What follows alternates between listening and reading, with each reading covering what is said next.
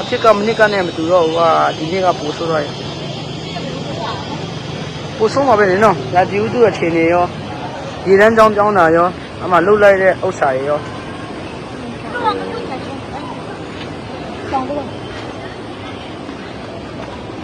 ချီဖွေပါချီဖွေ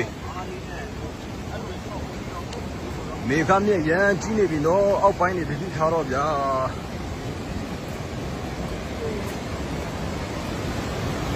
โอ้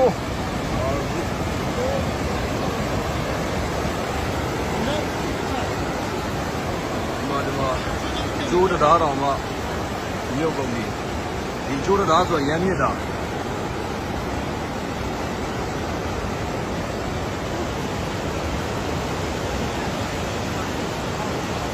ဟိုအိမ်မလား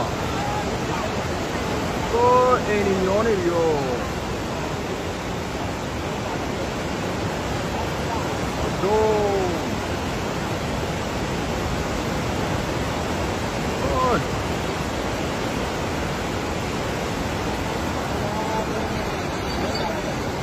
ကဲအောက်ပိုင်းကလူတွေတတိချကြတော့ပြောအောက်ပိုင်းကလူတွေအလိုချီဖွေအိမ်ဒီမြို့ကုန်ပြီချီဖွေကတော့